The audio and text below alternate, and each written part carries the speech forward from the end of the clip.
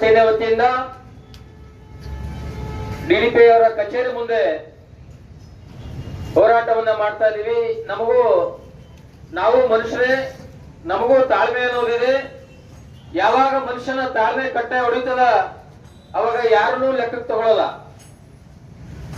ಸುಮಾರು 2 ವರ್ಷಗಳಿಂದ ನಿರಂತರ ಹೋರಾಟ ಮಾಡ್ತಾ ಇದೀವಿ. ಒಂದೇ ಒಂದು ಅನಧಿಕೃತ ಅಕ್ರಮ ವಸತಿ ಶಾಲೆ ಮೇಲೆ ಆಗ್ಲಿ, ಕೋಚಿಂಗ್ ಸೆಂಟರ್ ಮೇಲೆ ಆಗ್ಲಿ, ಅಧಿಕ ಶುಲ್ಕ ವಸೂಲಿ ಮಾಡ್ತಕ್ಕಂಥ ಶಾಲೆ ಮೇಲಾಗ್ಲಿ, ಶಾಲೆಗಳಲ್ಲಿ ಬಟ್ಟೆಗಳನ್ನ, ಬೂಟನ್ನ, ಪುಸ್ತಕಗಳನ್ನ, ಪೆನ್ನು, ಕಾಪಿ ಎಲ್ಲ ಮಾರಾಟ ಮಾಡ್ತಾರೆ. ಅಂತಹದೊಂದು ಶಾಲೆ ಮೇಲೆ ಆಗ್ಲಿ, ಒಂದು ಕಡೆ ಪರವಾನಗಿ ತಗೊಂಡು ಮತ್ತೊಂದು ಕಡೆ ಶಾಲೆ ನಡೆಸ್ತಾ ಇದ್ದಾರೆ.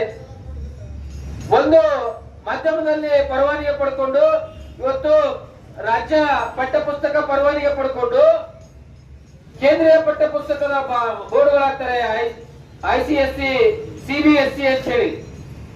ಅಂತವ್ರ ಮೇಲೆ ಒಂದೇ ಒಂದು ಕ್ರಮ ಇಲ್ಲಿವರೆಗೂ ಆಗಿಲ್ಲ.